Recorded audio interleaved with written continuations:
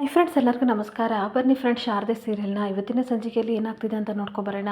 ಅದಕ್ಕೂ ಮುಂಚೆ ಯಾರೆಲ್ಲ ನನ್ನ ವಿಡಿಯೋ ನೋಡ್ತಾ ಇದ್ದೀರಾ ಅವರೆಲ್ಲ ಪ್ಲೀಸ್ ಪುಟ್ಟದೊಂದು ಲೈಕ್ ಮಾಡಿ, ಹಾಗೆ ಫಾಲೋ ಮಾಡೋದನ್ನು ಮರಿಬೇಡಿ. ಬನ್ನಿ ಸ್ಟಾರ್ಟ್ ಮಾಡೋಣ. ಅದಕ್ಕೆ ಫ್ರೆಂಡ್ಸ್, ಪೊಲೀಸ್ ಸ್ಟೇಷನ್ ಹತ್ರ ಬಂದು ಜ್ಯೋತಿಕಾ ಸಿಕ್ಕಾಬಟ್ಟೆ ಶಾರದನ ಬೈತಾ ಇರ್ತಾಳೆ. ಎಲ್ಲ ನಿನ್ನಿಂದ ಆಗಿದ್ದು, ನಿನ್ನ ಪ್ರಾಣನ ಉಳ್ಸೋಕ್ಕೋಸ್ಕರ ಸಿದ್ದು ಜೈಲಿಗೆ ಬರೋ ಆಗಿತ್ತು ಅನ್ಬೇಕಾದ್ರೆ ಶಾರದಾ ಕಣ್ಣೀರು ಹಾಕೊಂಡು ಹೇಳ್ತಾ ಇರ್ತಾಳೆ, ಇಲ್ಲ ಇಲ್ಲ ಯಾರಿಗೂ ಏನೂ ಆಗಲ್ಲ, ಏನಾಗೋಕ್ಕೂ ಸಹ ನಾನು ಬಿಡಲ್ಲ ಅಂತ ಹೇಳ್ತಾ ಇರಬೇಕಾದ್ರೆ, ಮುಚ್ಚೆ ಬಾಯ ಸಾಕು, ಆ ಸಿದ್ದು ನಿನ್ನನ್ನು ನಂಬಿ ಬಂದಿದ್ದಕ್ಕೆ ಏನೆಲ್ಲ ಆಗ್ತಿದೆ, ಅವನ ಪರಿಸ್ಥಿತಿನ ಯಾವ ಮಟ್ಟಕ್ಕೆ ತಂದಿದೆಯಾ ಅಂತ ಜ್ಯೋತಿಕಾ ಬಾಯಿ ಬಂದಂಗೆ ಬೈತಾ ಇರ್ತಾಳೆ. ಹಾಗೆ ಪಾಪ ಕಣೆ, ಅವನು ನಿನ್ನನ್ನು ಮದುವೆ ಆಗಿದ್ದಕ್ಕೆ ಪ್ರತಿ ಕ್ಷಣನೂ ಸಹ ಅವನು ಕಷ್ಟಪಡ್ತಾ ಇದ್ದಾನೆ, ಅವನ ಬದುಕು ಅವನ ಪ್ರಾಣ ಎಲ್ಲ ನಿನ್ನ ಕೈಲಿದೆ ಶಾರದಾ, ಏನು ಬೇಕಾದರೂ ಮಾಡ್ಕೋ ಆಯ್ತಾ ಅಂತ ಅನ್ಬೇಕಾದ್ರೆ ಜ್ಯೋತಿಕಾ ಏನು ಮಾತಾಡ್ತಿದ್ಯಾ ಅಂತ ಜೋರಾಗಿ ಕಿರ್ಚಬೇಕಾದ್ರೆ, ನನ್ನ ಮುಂದೆ ನೀನು ಕಿರ್ಚೋದನ್ನ ಇಟ್ಕೋಬೇಡ, ಮುಂದೆ ಯಾವ ಪರಿಣಾಮ ಬೀರುತ್ತೆ ಅನ್ನೋದನ್ನ ನೋಡ್ತಾ ಇರು, ಜಸ್ಟ್ ವಾಚ್ ಅಂಡ್ ಸಿ ಅಂತ ಹೇಳಿ ಕೋಪ ಮಾಡ್ಕೊಂಡು ಜ್ಯೋತಿಕಾ ಅಲ್ಲಿಂದ ಹೊರಟೋಗ್ತಿದ್ರೆ ಶಾರದನಿಗೆ ಸಿಕ್ಕಾಬಟ್ಟೆ ಟೆನ್ಷನ್ ಆಗ್ತಾ ಇರುತ್ತೆ. ಹಾಗೇನೊಂದು ಕಡೆ ದಶರಥನಿಗೆ ಬುಲೆಟ್ನ ತೆಗೆದ್ಬಿಟ್ಟು ಆಪರೇಷನ್ ಮಾಡಿ ಡಾಕ್ಟರ್ ಹೊರಗಡೆ ಬರ್ತಿರ್ಬೇಕಾದ್ರೆ ತುಂಬ ಟೆನ್ಷನ್ ಮಾಡ್ಕೊಂಡು ಸುಮಿತ್ರಾ, ನಮ್ಮ ಯಜಮಾನ್ರು ಇವಾಗ ಹೇಗಿದ್ದಾರೆ ಸರ್ ಅಂತ ಕೇಳಬೇಕಾದ್ರೆ, ಟೆನ್ಷನ್ ಮಾಡ್ಕೋಬೇಡಿ, ಏನಕ್ಕೆ ಇಷ್ಟು ಗಾಬರಿ ಆಗಿದ್ದೀರಾ, ಬುಲೆಟ್ ಹೊರಗಡೆ ತೆಗೆದಿದ್ದೀವಿ, ಸ್ವಲ್ಪ ಸುಧಾರಿಸ್ಕೊಂಡ್ರೆ ಎಲ್ಲ ಸರಿ ಹೋಗುತ್ತೆ ಅಂತ ಅಂದಾಗ ಅವಳು ಸ್ವಲ್ಪ ಸಮಾಧಾನ ಮಾಡ್ಕೋತಾ ಇರ್ತಾಳೆ. ಹಾಗೆ ಮತ್ತೆ ಡಾಕ್ಟರ್ ಹೇಳ್ತಾ ಇರ್ತಾರೆ, ನೋಡಿ ಶಿವನಾರಾಯಣ ಅವರೇ, ಸ್ವಲ್ಪ ಫಾರ್ಮಾಲಿಟೀಸ್ ಇದೆ, ಅದನ್ನೆಲ್ಲ ಫಿಲ್ ಮಾಡಬೇಕು, ನೀವು ನನ್ನ ಜೊತೆ ಬನ್ನಿ ಅಂತ ಅಂದಾಗ ತಾತ ಸುಮಿತ್ರನಿಗೆ ಸಮಾಧಾನ ಮಾಡಿ ಡಾಕ್ಟರ್ ಹಿಂದೆ ಹೋಗ್ತಾ ಇರ್ತಾರೆ. ಹಾಗೇನೊಂದು ಕಡೆ ಶಾರದಾ ಸಿಕ್ಕಾಬಟ್ಟೆ ಕಣ್ಣೀರು ಹಾಕೊಂಡು ಪೊಲೀಸ್ ಸ್ಟೇಷನ್ ಒಳಗಡೆ ಬಂದ್ಬಿಟ್ಟು ಇನ್ಸ್ಪೆಕ್ಟರ್ ಹತ್ರ ರಿಕ್ವೆಸ್ಟ್ ಮಾಡ್ಕೋತಾ ಇರ್ತಾಳೆ, ಸರ್ ಪ್ಲೀಸ್ ಸಿದ್ಧ ಸರ್ನ ನಾನು ನೋಡಲೇಬೇಕು, ಮಾತಾಡಬೇಕು, ಒಂದು ಅವಕಾಶ ಮಾಡಿಕೊಡಿ ಅಂತ ಅಂದಾಗ, ಸುಮ್ಮನೆ ಹೋಗಮ್ಮ, ಯಾರನ್ನೂ ಬಿಡಲ್ಲ ಅಂತ ಅಂದಾಗ, ಈ ರೀತಿ ಅನ್ಬೇಡಿ, ನಾನು ಅವ್ರ ಹೆಂಡ್ತಿ, ಅವ್ರು ಯಾವ ತಪ್ಪು ಮಾಡಿಲ್ಲ, ಒಂದೇ ಒಂದು ಸಲ ಮಾತಾಡ್ತೀನಿ ಅಂತ ಕಣ್ಣೀರು ಹಾಕೊಂಡು ಕೇಳ್ತಾ ಇರಬೇಕಾದ್ರೆ, ಏನಮ್ಮ ಹೇಳ್ತಿದ್ಯಾ, ಎಲ್ಲರೂ ಇದೇ ರೀತಿ ಹೇಳೋದು, ತಪ್ಪ ಮಾಡಿದರೆ ಇಲ್ವೋ ಕೋರ್ಟಲ್ಲಿ ಗೊತ್ತಾಗುತ್ತೆ, ಈಗ ಹೋಗ್ತಾ ಇರಮ್ಮ ಅಂತ ಬೈತಿರ್ಬೇಕಾದ್ರೆ ಅಷ್ಟೊತ್ತಿಗೆ ಲಾಯರ್ ಬರ್ತಾರೆ. ಎಕ್ಸ್ಕ್ಯೂಸ್ ಮಿ ಸರ್, ಏನು ಹೇಳ್ತಾ ಇದ್ದೀರಾ, ಸ್ವಂತ ಗಂಡನ ನೋಡೋಕ್ಕೆ ಹೆಂಡ್ತಿಗೆ ಅವಕಾಶ ಮಾಡಿಕೊಡಲ್ಲ ಅಂತ ಅಂತಿದ್ದೀರಲ್ಲ, ಇದ್ಯಾವಾಗಿಂದ ರೂಲ್ಸ್ ಬಂದಿದೆ, ನಾನು ಇವ್ರ ಕಡೆ ಲಾಯರು, ಇವ್ರ ಪರವಾಗಿ ನಾನು ನಿಂತಿದ್ದೀನಿ, ಇವ್ರ ಹೆಂಡ್ತಿನ ಮೀಟ್ ಮಾಡೋಕ್ಕೆ ಅವಕಾಶ ಮಾಡಿಕೊಡಿ ಅಂತ ಅಂದಾಗ ಇನ್ಸ್ಪೆಕ್ಟರ್ಗೆ ಶಾಕ್ ಆಗ್ತಾ ಇರುತ್ತೆ. ಹಾಗೆ ಲಾಯರ್ ಮತ್ತೆ ಹೇಳ್ತಾ ಇರ್ತಾರೆ, ರೂಲ್ಸ್ನ ಫಾಲೋ ಮಾಡಿ ಸರ್, ಏನೇನೋ ಮಾಡಬೇಡಿ, ರೂಲ್ಸ್ ಏನಿದೆ ಅದನ್ನು ಫಾಲೋ ಮಾಡಿ, ಅವ್ರ ಗಂಡ ನೋಡೋಕೆ ಅವಕಾಶ ಮಾಡಿಕೊಡಿ ಅಂತ ಅನ್ಬೇಕಾದ್ರೆ ಸರಿ ಅಂತ ಅಂದ್ಬಿಟ್ಟು ಪೊಲೀಸ್ ಒಪ್ಕೊಂಡು ಕಾನ್ಸ್ಟೇಬಲ್ ಅವ್ರನ್ನ ಕರೆದ್ಬಿಟ್ಟು ಶಾರದವ್ರ ಹತ್ರ ಹೋಗಿ ನಿಮ್ಮ ಹಸ್ಬೆಂಡ್ನ ನೋಡಿ ಅಂತ ಹೇಳ್ತಾ ಇದ್ರೆ, ಅವಳಿಗೆ ಸಿಕ್ಕಾಬಟ್ಟೆ ಖುಷಿಯಾಗಿ ಇನ್ಸ್ಪೆಕ್ಟರ್ಗೂ ಲಾಯರ್ಗೂ ಕೈ ಮುಗಿತಾ ಇರ್ತಾಳೆ. ಹಾಗೇನೊಂದು ಕಡೆ ಡಾಕ್ಟರು ತಾತನ ಕರ್ಕೊಬಂದ್ಬಿಟ್ಟು ಸತ್ಯನ ಹೇಳ್ತಾ ಇರ್ತಾರೆ, ನೋಡಿ ಶಿವನಾರಾಯಣ ಅವರೇ, ನಾನು ಎಲ್ಲರ ಮುಂದೆ ಪ್ಯಾನಿಕ್ ಆಗ್ತಾರೆ ಅಂತ ನಾನು ಈ ನಿಜನ ಮುಚ್ಚಿಟ್ಟಿದೆ, ಅವರಿಗೆ ಗುಂಡು ಬಲವಾಗಿ ಹೊಟ್ಟೆ ಪಕ್ಕಕ್ಕೆ ಬಿದ್ದಿದೆ, ಇನ್ನು 24 ಗಂಟೆಯಲ್ಲಿ ಅಬ್ಸರ್ವೇಷನ್ ಇಡಬೇಕು, ಅಲ್ಲಿವರೆಗೂ ಸಹ ನಾವೇನು ಒಪ್ಪನ ಕೊಡೋಕ್ಕಾಗಲ್ಲ ಅಂತ ಅಂದಾಗ ತಾತನಿಗೆ ಸಿಕ್ಕಾಬಟ್ಟೆ ಶಾಕ್ ಆಗ್ತಾ ಇರುತ್ತೆ.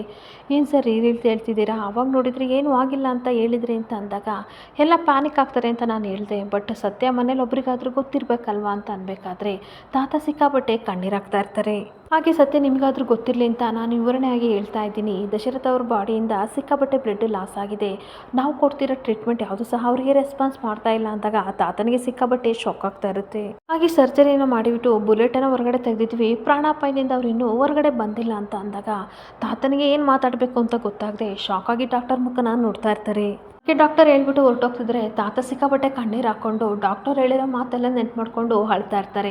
ಹಾಗೆ ಕಣ್ಣೀರು ಒರೆಸ್ಕೊಂಡು ಸುಮಿತ್ರನ ಹತ್ರ ಬಂದಾಗ ಸುಮಿತ್ರನು ಸಹ ಟೆನ್ಷನ್ ಮಾಡ್ಕೊಂಡು ಕಣ್ಣೀರು ಹಾಕ್ತಿರ್ಬೇಕಾದ್ರೆ, ಮಾವ ಏನಾಯಿತು ಮಾವ, ಡಾಕ್ಟರ್ ನನ್ನನ್ನು ಬಿಟ್ಟು ನಿಮ್ಮನ್ನೇನು ಒಳಗಡೆ ಕರ್ಕೊಂಡು ಹೋದ್ರು, ಅಷ್ಟಕ್ಕೂ ಇವ್ರಿಗೆ ಏನಾಯಿತು, ಏನೂ ಆಗಿಲ್ಲ ತಾನೆ ಅಂತ ಕಣ್ಣೀರು ಹಾಕ್ತಿರ್ಬೇಕಾದ್ರೆ, ಟೆನ್ಷನ್ ಮಾಡ್ಕೋಬೇಡ, ಏನಾಗಿಲ್ಲಮ್ಮ, ಬುಲೆಟ್ನ ಹೊರಗಡೆ ತೆಗೆದಿದ್ದಾರೆ, ಆಪ್ರೇಷನ್ ಸಕ್ಸಸ್ ಆಗಿದೆ, ಏನೇನು ಟ್ರೀಟ್ಮೆಂಟ್ ಮಾಡಿದ್ವಿ ಅಂತ ವಿವರಣೆ ಕೊಡ್ತಿದ್ರು ಅಷ್ಟೇ ಅಂತ ತಾತ ಸುಳ್ಳು ಹೇಳ್ತಾ ಇರ್ತಾರೆ. ಹಾಗೆ ನಮ್ಮ ದಶರಥ ಖಂಡಿತ ಹುಷಾರಾಗ್ತಾನಮ್ಮ ಅಂತ ತಾತ ಸಮಾಧಾನ ಮಾಡ್ತಿರ್ಬೇಕಾದ್ರೆ, ದೇವರು ದೊಡ್ಡನು, ನನ್ನ ಪ್ರಾರ್ಥನೆ ಈಡೇರಿಸ್ಬಿಟ್ಟ, ನಿಮ್ಮನ್ನೊಬ್ಬರನ್ನೇ ಡಾಕ್ಟ್ರು ಕರೆದಿದ್ದಕ್ಕೆ ನನಗೆ ಸಿಕ್ಕಾಬಟ್ಟೆ ಟೆನ್ಷನ್ ಆಯಿತು, ದೇವರಿಗೆ ನಮಸ್ಕಾರ ಮಾಡಿ ಬರ್ತೀನಿ ಅಂತ ಸುಮಿತ್ರ ಹೋಗ್ತಾ ಇರ್ತಾಳೆ. ಹಾಗೆ ಇನ್ನೊಂದು ಕಡೆ ಶಾರದಾ ಲಾಯರ್ಗೆ ಕೈ ಮುಗ್ದು, ನಿಮ್ಮಿಂದ ದೊಡ್ಡ ಉಪಕಾರ ಆಯಿತು ಸರ್ ಅಂತ ಅಂದಾಗ, ಇದ್ರೇನೇನಿದೆ ಬಿಡಮ್ಮ, ನನ್ನ ಕೆಲಸನ ನನ್ನ ಡ್ಯೂಟಿನ ನಾನು ಮಾಡಿದ್ದೀನಿ, ಬನ್ನಿ ಸಿದ್ಧಾರ್ಥ ಅವ್ರನ್ನ ಮೀಟ್ ಮಾಡೋಣ ಅಂತ ಒಳಗಡೆ ಕರ್ಕೊಂಡು ಹೋಗ್ತಿರ್ಬೇಕಾದ್ರೆ ಸಿದ್ದು ಕಂಬಿಯಿಂದ ಇಂತಿರೋದ ನೋಡಿ ಶಾರದಾ ಸಿಕ್ಕಾಬಟ್ಟೆ ಕಣ್ಣೀರು ಹಾಕ್ತಿರ್ಬೇಕಾದ್ರೆ ಸಿದ್ದುಗೆ ಸಿಕ್ಕಾಬಟ್ಟೆ ಸಕ್ತಾಗ್ತಾ ಇರುತ್ತೆ. ಹಾಗೆ ಶಾರದಾ ಕಣ್ಣೀರು ಒರೆಸ್ತಿರ್ಬೇಕಾದ್ರೆ, ಈ ರೀತಿ ಕಣ್ಣೀರು ಹಾಕ್ಬೇಡಿ ಅಂತ ಹೇಳ್ತಾ ಇರಬೇಕಾದ್ರೆ, ನೋಡಿ ಸರ್ ನಿಮ್ಮನ್ನು ಈ ಪರಿಸ್ಥಿತಿಯಲ್ಲಿ ನನ್ನ ಕೈಲಿ ನೋಡೋಕ್ಕಾಗ್ತಿಲ್ಲ, ತುಂಬ ಸಂಕಟ ಆಗ್ತಿದೆ ಅಂತ ಶಾರದಾ ಸಿದ್ದು ಕೈ ಇಟ್ಕೊಂಡು ಸಿಕ್ಕಾಬಟ್ಟೆ ಕಣ್ಣೀರು ಹಾಕ್ತಾ ಇರ್ತಾಳೆ. ಈಗ ಮತ್ತೆ ಶಾರದಾ ಕಣ್ಣೀರು ಹಾಕೊಂಡು, ನೋಡಿ ಸರ್ ಪ್ರತಿ ನೋವಲ್ಲೂ ಸಹ ನೀವು ನಮ್ಮ ಜೊತೆಯಾಗಿದ್ರಿ, ಆದರೆ ನಿಮ್ಮ ನೋವಲ್ಲಿ ನಾನು ಭಾಗ್ಯ ಆಗೋಕ್ಕಾಗ್ತಿಲ್ಲ ಅಂತ ಕಣ್ಣೀರು ಹಾಕ್ತಿರ್ಬೇಕಾದ್ರೆ, ಸಮಾಧಾನ ಮಾಡ್ಕೊಳ್ಳಿ ಶಾರದಾ ಅವರೇ ಅಂತ ಹೇಳ್ತಿರ್ಬೇಕಾದ್ರೆ, ಅಲ್ಲ ಸರ್ ಬುಲೆಟ್ ಇದ್ದಿದ್ದು ನನ್ನ ಕೈಲಿ, ನಾನು ತಾನೇ ಗುಂಡಾರಿಸಿದ್ದು, ಅಂದಮೇಲೆ ನೀವೇನಕ್ಕೆ ಸರ್ ಮಧ್ಯೆ ಬಂದ್ರಿ, ನಾನೇ ಆರೋಪಿ ಆಗ್ತಿದ್ದೆ ಅಂತ ಕಣ್ಣೀರು ಹಾಕ್ತಾ ಇರ್ತಾಳೆ. ಹಾಗೆ ಶಿವನಾರಾಯಣ ಅವರ ಮೊಮ್ಮಗ ಬಂಗ್ಲೆಯಲ್ಲಿ ರಾಜನ್ ಥರ ಇದ್ರಿ, ಇವಾಗ ಈ ಪರಿಸ್ಥಿತಿಯಿಂದಾಗಿ ಆಗಿ ಕಂಬಿ ಹಿಂದೆ ಪೊಲೀಸ್ ಸ್ಟೇಷನಲ್ಲಿ ನಿಂತಿದ್ದೀರಾ ಸರ್, ನಿಮ್ಮನ್ನೇ ಈ ರೀತಿ ನೋಡೋಕ್ಕೆ ಸಿಕ್ಕಾಬಟ್ಟೆ ಸಂಕಟ ಆಗ್ತಿದೆ. ವಿಮಲಮ್ಮ ಆರ್ತಿ ನಿಮ್ಮನ್ನು ನೋಡಿದರೆ ಎಷ್ಟು ಸಂಕಟ ಪಡ್ತಾರೋ ಅಂತ ಕಣ್ಣೀರಾಗ್ತಿದ್ರೆ ಸಿದ್ದು ಏನು ಮಾಡದೆ ಕಣ್ಣೀರು ಒರೆಸ್ತಾ, ಶಾರದನ್ ಕಣ್ಣೀರು ಒರೆಸ್ತಾ ಅವನು ಸಹ ಕಣ್ಣೀರಾಗ್ತಾ ಇರ್ತಾನೆ. ನನಗಂತೂ ಏನು ಮಾಡಬೇಕೋ ಒಂದು ಗೊತ್ತಾಗ್ತಿಲ್ಲ ಸರ್ ಅಂತ ಹೇಳ್ತಾ ಇರಬೇಕಾದ್ರೆ, ನೋಡಿ ಶಾರದಾ ಅವರೇ, ಕಣ್ಣೀರು ಒರೆಸ್ಕೊಳ್ಳಿ. ನೀವೇನಾದರೂ ಸ್ಟೇಷನಲ್ಲಿದ್ದರೆ ಒಂದು ಕ್ಷಣವೂ ಸಹ ನನಗೆ ನೆಮ್ಮದಿಯಾಗಿರೋಕ್ಕಾಗ್ತಾ ಇರಲಿಲ್ಲ. ಬಟ್ ನನಗೆ ಇವಾಗ ನಿಜವಾಗ್ಲೂ ತೃಪ್ತಿ ಆಗ್ತಿದೆ. ನನ್ನ ಹೆಂಡತಿ ಪೊಲೀಸ್ ಸ್ಟೇಷನಲ್ಲಿಲ್ಲ, ನಾನಿದ್ದೀನಲ್ವಾ, ನಿಜವಾಗ್ಲೂ ನಾನು ಒಳ್ಳೆ ಕೆಲಸ ಮಾಡಿದ್ದೀನಿ ಅಂತ ಹೇಳ್ತಾ ಇರ್ತಾನೆ. ಹಾಗೆ ಅವ್ರ ಜವಾಬ್ದಾರಿನ ನಾನು ಒತ್ಕೊಂಡಿದ್ದೀನಲ್ಲ, ಸ್ಯಾಟಿಸ್ಫಿಕೇಷನ್ ನನಗಿದೆ. ತಪ್ಪು ಮಾಡಿಲ್ಲ ಅಂತ ಅಂದಮೇಲೆ ಶಾರದಾ ಅವರೇ ನಾವೇನಕ್ಕೆ ಹೆದರ್ಕೋಬೇಕು ಅಂದಾಗ, ಹೌದು ಸರ್ ನಾವು ತಪ್ಪು ಮಾಡಿಲ್ಲ, ಆದರೂ ಸಹ ಎಲ್ಲ ತಪ್ಪನ್ನ ನೀವ್ಯಾಕೆ ನಿಮ್ಮ ತಲೆ ಮೇಲೆ ಹೊತ್ಕೊಂಡಿದ್ದೀರಾ ಅಂತ ಕೇಳ್ತಾ ಇರ್ತಾಳೆ. ಹಾಗೆ ಸಿದ್ದು ಹೇಳ್ತಾ ಇರ್ತಾನೆ, ನೋಡಿ ಶಾರದಾ ಅವರೇ, ದಶರಥ ಮಾವನ್ನ ಬರೀ ಮಾವ ಅಂತ ನೀವು ಅಂದ್ಕೊಂಡಿಲ್ಲ, ತಂದೆ ಸ್ಥಾನದಲ್ಲಿ ಅವ್ರನ್ನ ಇಟ್ಕೊಂಡಿದ್ದೀರಾ, ಪ್ರೀತಿ ಅಕ್ಕರೆ ಎಲ್ಲ ಕೊಟ್ಟಿದ್ದೀರಾ. ಅಪ್ಪಿ ತಪ್ಪಿಯೂ ಸಹ ನಿಮ್ಮ ಕೈಲಿ ಶೂಟ್ ಆಗೋಕ್ಕೆ ಸಾಧ್ಯನೇ ಇಲ್ಲ ಅಂಥವ್ರು ನೀವು ಹೇಗೆ ಶೂಟ್ ಮಾಡ್ತೀರಾ? ಆ ನಂಬಿಕೆ ಖಂಡಿತ ನನಗಿದೆ, ಅದಕ್ಕೋಸ್ಕರ ನಾನು ಈ ಕೆಲಸ ಮಾಡಿದೆ. ನೀವು ಆ ಕೆಲಸ ಮಾಡೋಕ್ಕೆ ಸಾಧ್ಯ ಇಲ್ಲ ಅಂತ ನಂಬಿಕೆ ಇರೋದಕ್ಕೆ ನಾನು ಜೈಲಿಗೆ ಬಂದೆ ಅಂತ ಅಂದಾಗ ಶಾರದಾ ಸಿಕ್ಕಾಬಟ್ಟೆ ಕಣ್ಣೀರು ಹಾಕೊಂಡು ಸಿದ್ದು ಮುಖನ ನೋಡ್ತಾ ಇರ್ತಾಳೆ. ನಮ್ಮಿಬ್ಬರು ನಂಬಿಕೆನ ಯಾರೂ ಮುರಿಯೋಕ್ಕಾಗಲ್ಲ ಶಾರದಾ ಅವರೇ ಅಂತ ಹೇಳ್ತಿರ್ಬೇಕಾದ್ರೆ ಶಾರದಾ ಕಣ್ಣೀರು ಹಾಕೊಂಡು, ವಕೀಲವರು ಬಂದಿದ್ದಾರೆ, ನೋಡಿ ಸರ್ ಟೆನ್ಷನ್ ಮಾಡ್ಕೋಬೇಡಿ, ಬೇಜಾರು ಮಾಡ್ಕೋಬೇಡಿ, ಖಂಡಿತ ಆದಷ್ಟು ಬೇಗ ನಿಮಗೆ ಬೇಲ್ ಕೊಡಿಸಿ ನಾನು ಇಲ್ಲಿಂದ ಹೊರಗಡೆ ಕರ್ಕೊಂಡು ಹೋಗ್ತೀನಿ ಅಂತ ಭರವಸೆ ಕೊಡ್ತಾ ಇರ್ತಾಳೆ. ಇನ್ನೊಂದು ಕಡೆ ಲಾಯರು ಸಹ ಹೇಳ್ತಾ ಇರ್ತಾರೆ, ಖಂಡಿತ ಸಿದ್ಧಾರ್ಥ ಅವರೇ ನಿಮಗೆ ಬೇಲ್ ಸಿಗುವಾಗ ನಾನು ಮಾಡ್ತೀನಿ ಅಂತ ಅಂದಾಗ ಶಾರದನ್ ಕೈ ಹಿಡ್ಕೊಂಡು, ನಿಮ್ಮ ಮೇಲೆ ಖಂಡಿತ ನನಗೆ ನಂಬಿಕೆ ಇದೆ ಅಂತ ಅಂದಾಗ, ಸರಿ ಸರ್ ಬರ್ತೀನಿ ಅಂತ ಕಣ್ಣೀರು ಒರೆಸ್ಕೊಂಡು ಸಿದ್ದು ಮುಖ ನೋಡಿಕೊಂಡು ಹಾಗೆ ಒಳಗೆ ಸಿಕ್ಕಾಪಟ್ಟೆ ಸಂಕಟ ಪಡ್ಕೊಂಡು ಶಾರದಾ ಹೊರಗಡೆ ಬರ್ತಾ ಇರ್ತಾಳೆ. ಇನ್ನೊಂದು ಕಡೆ ಪ್ರೆಸ್ ರಿಪೋರ್ಟರ್ ಎಲ್ಲರೂ ಸಹ ಶಿವನಾರಾಯಣ ಸರ್ ಹತ್ರ ನಾವು ಮಾತಾಡಲೇಬೇಕು ಅಂತ ಸೆಕ್ಯೂರಿಟಿನ ಕೇಳ್ತಿರ್ಬೇಕಾದ್ರೆ ಸೆಕ್ಯೂರಿಟಿ ಬಾಯ್ತಾ ಇರ್ತಾರೆ, ಪೇಷಂಟ್ಗೆಲ್ಲ ಡಿಸ್ಟರ್ಬ್ ಆಗುತ್ತೆ, ಇಲ್ಲಿಂದ ಹೊರಟೋಗಿ ಅಂತ ಅನ್ಬೇಕಾದ್ರೆ, ಇಲ್ಲ ನಾವು ಇವತ್ತು ಮಾತಾಡಲೇಬೇಕು ಅಂತ ಅಂದಾಗ ಅಷ್ಟೊತ್ತಿಗೆ ತಾತ ಬರ್ತಾರೆ. ತಾತ ಜೊತೆಗೆ ಬಂದಾಗ, ಏನು ಸರ್ ನೀವು ನಿಮ್ಮ ಮೊಮ್ಮಗನ ಇತ್ತೀಚೆಗೆ ಮನೆಯಿಂದ ಹೊರಗಡೆ ಹಾಕಿದಾರಂತೆ, ಅದು ನಿಜನ ಅಂತ ತಾತನ ಕೇಳ್ತಾ ಇರ್ತಾರೆ. ಅದೇ ಕಾರಣಕ್ಕೋಸ್ಕರ ಜಗಳ ಆಗಿದೆಯಾ, ಬೇಕು ಬೇಕು ಅಂತ ದಶರಥ ಸರ್ನ ಅವರೇನಾದರೂ ಕೊಲೆ ಮಾಡಿದ್ರಾ, ಆಸ್ತಿ ವಿಚಾರವಾಗಿ ಈ ರೀತಿ ದೊಡ್ಡ ಗಲಾಟೆ ಆಗಿದೆಯಾ ಅಂತ ಕೇಳ್ತಿರ್ಬೇಕಾದ್ರೆ ತಾತ ಏನು ಮಾತಾಡ್ತಾ ಸೈಲೆಂಟ್ ಆಗಿರ್ಬೇಕಾದ್ರೆ ಜ್ಯೋತಿಕಾ ಹೇಳ್ತಾ ಇರ್ತಾಳೆ, ಇದು ನಮ್ಮ ಮನೆ ಮ್ಯಾಟರು, ಪರ್ಸನಲ್ ಮ್ಯಾಟರ್, ಯಾವುದೇ ರೀತಿ ಕಮೆಂಟ್ಸ್ನ ನಮಗೆ ಕೊಡೋಕ್ಕಾಗ್ತಾ ಇಲ್ಲ, ದಯವಿಟ್ಟು ಅರ್ಥ ಮಾಡ್ಕೊಳ್ಳಿ. ನಮ್ಮ ಡ್ಯಾಡ್ ಹಾಸಿಗೆ ಮೇಲೆ ಮಲಗಿದ್ದಾರೆ, ಸಿಕ್ಕಾಬಟ್ಟೆ ಬ್ಲಡ್ ಲಾಸ್ ಆಗಿದೆ, ಸಾವು ಬದುಕು ನಡೆಯೋರು ಓಡಾಡ್ತಾ ಇದ್ದಾರೆ, ಇದ್ರ ಬಗ್ಗೆ ಏನು ಮಾತಾಡಬೇಡಿ ಅಂತ ರಿಕ್ವೆಸ್ಟ್ ಮಾಡ್ತಿರ್ಬೇಕಾದ್ರೆ ಈ ಕಡೆ ತಾತ ಹೇಳ್ತಾ ಇರ್ತಾರೆ, ಈ ವಿಷಯನ ಮುಚ್ಚಿಟ್ಟು ಏನು ಪ್ರಯೋಜನ ಇಲ್ಲ, ಅವರಿಗೆಲ್ಲ ಸತ್ಯ ಹೇಳೋಣ ಅಂತ ಹೇಳ್ತಾ ಇರ್ತಾರೆ.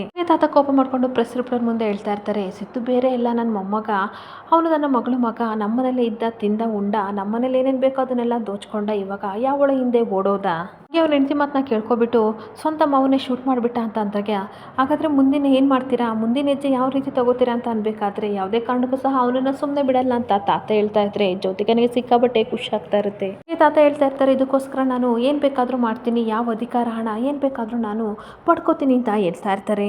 ಕೋಪ ಮಾಡ್ಕೊಂಡು, ಇದನ್ನು ನಾನು ಮೀಡಿಯಾ ಮುಂದೆ ಪ್ರಾಮಿಸ್ ಮಾಡ್ತಾ ಇದ್ದೀನಿ, ಶಪಥ ಮಾಡ್ತಾ ಇದ್ದೀನಿ, ನಮಸ್ಕಾರ ಅಂತ ಅಲ್ಲಿಂದ ಹೊರಟೋಗ್ತಾ ಇದ್ರೆ ಜ್ಯೋತಿಕಾ ತನ್ನ ಮನಸ್ಸಲ್ಲಿ ಹೇಳ್ತಾ ಇರ್ತಾಳೆ, ಅಲ್ಲ ತಾತ, ಇಷ್ಟು ದಿನ ನಿಮ್ಮ ಮನಸ್ಸಲ್ಲಿ ಸಿದ್ದುಗೆ ಎಲ್ಲರೂ ಸ್ವಲ್ಪ ಜಾಗ ಕೊಟ್ಟಿದ್ದೀರಾ, ಸ್ವಲ್ಪ ಪ್ರೀತಿ ಇದೆ ಅಂತ ಅಂದ್ಕೊಂಡಿದ್ದೆ, ಆದರೆ ಇಷ್ಟು ದ್ವೇಷವಾಗಿ ಎಮ್ಮರವಾಗಿ ಬೆಳೆದಿದೆ ಅವನ ಮೇಲೆ ಕೋಪ ಅಂತ ನನಗೆ ಗೊತ್ತಿರಲಿಲ್ಲ. ಹಾಗಾದರೆ ಸಿದ್ದು ಕತೆ ಮುಗೀತು ಅಂತ ಖುಷಿ ಪಡ್ತಾ ಇರ್ತಾಳೆ. ಹಾಗೆ ಮತ್ತೆ ಪ್ರೆಸ್ ರಿಪೋರ್ಟರ್, ಮೇಡಮ್ ನೀವೇನಾದರೂ ಹೇಳಿ ಅಂತ ಕೇಳ್ತಿರ್ಬೇಕಾದ್ರೆ ಜ್ಯೋತಿಕಾ ತನ್ನ ಮನಸ್ಸಲ್ಲಿ ಬೈಕೋತಾ ಇರ್ತಾಳೆ, ಇವ್ರಿಗೆ ಏನಾದರೂ ಮಾಡೋಕ್ಕೆ ಕೆಲಸ ಇಲ್ವಾ, ಯಾವಾಗಲೂ ಬೇರೆಯವ್ರ ಮನೆ ವಿಷಯಕ್ಕೆ ಮೂಗು ತೂರಿಸ್ಕೊಂಡು ಬರ್ತಾರಲ್ಲ, ನಾನೇನಾದರೂ ಬಾಯ್ ಬಿಟ್ಟರೆ ಸುಮ್ಮನೆ ಬಿಡಲ್ಲ, ಇನ್ವೆಸ್ಟಿಗೇಷನ್ ಬೇರೆ ಮಾಡೋಕ್ಕೆ ಬರ್ತಾರೆ ಅಂತ ಬೈಕೋತಾ ಇರ್ತಾಳೆ.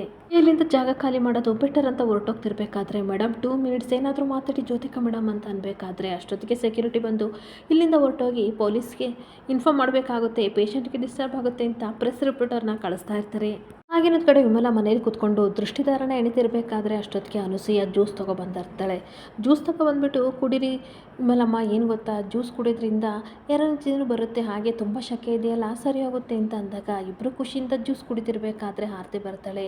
ಏನಿಬ್ಬರು ಮಾತಾಡಿಕೊಂಡು ಜ್ಯೂಸ್ ಕುಡಿತಿದ್ದೀರಾ, ನನಗಿಲ್ವಾ ಅಂತ ಅಂದಾಗ ಅನುಸೂಯ ತರ್ತೀನಮ್ಮ ಅಂತ ಅನ್ಬೇಕಾದ್ರೆ, ಬೇಡ ಈಗಷ್ಟೇ ಕುಡ್ಕೊಬಂದೆ, ಬೇಕಾದರೆ ನಾನು ಮಾಡಿಸ್ಕೊತೀನಿ ಅಂತ ಅಂದಾಗ, ಅಷ್ಟಕ್ಕೂ ಅಮ್ಮ ನೀನು ಏನು ಹೇಳ್ತಿದೀಯಾ ಅಂತ ಅಂದಾಗ, ಇದು ದೃಷ್ಟಿದಾರ, ನನ್ನ ಮಕ್ಕಳು ಚಿಕ್ಕವರಿದ್ದಾಗ ಇದನ್ನು ಹೆಣ್ದವ್ರ ಕಾಲಿಗೆ ಹಾಕ್ತಾ ಇದ್ದೆ, ಇದನ್ನು ದೇವಸ್ಥಾನದಲ್ಲಿ ಕೊಟ್ಟಿದ್ರು, ಇದಕ್ಕೆ ದೈವಶಕ್ತಿ ಜಾಸ್ತಿ ಇರುತ್ತಂತೆ, ಚಿಕ್ಕ ಚಿಕ್ಕ ಗೆಜ್ಜೆ ಹಾಕಿ ಕಟ್ಟಿದ್ದೀನಿ, ಇದನ್ನು ದೇವ್ರ ಮುಂದೆ ಇಟ್ಟು ಪೂಜೆ ಮಾಡಿದರೆ ದೈವಶಕ್ತಿಯಿಂದ ಎಲ್ಲ ಒಳ್ಳೇದಾಗುತ್ತೆ, ದುಷ್ಟಶಕ್ತಿಗಳು ದೂರ ಆಗ್ತವೆ ಅಂತ ಹೇಳ್ತಿರ್ಬೇಕಾದ್ರೆ, ಕೊಡಿ ಅಮ್ಮ ನಾನು ನೋಡ್ತೀನಿ ಅಂತ ಆರತಿ ಇಸ್ಕೊಂಡು ನೋಡ್ತಾ ಇರ್ತಾಳೆ.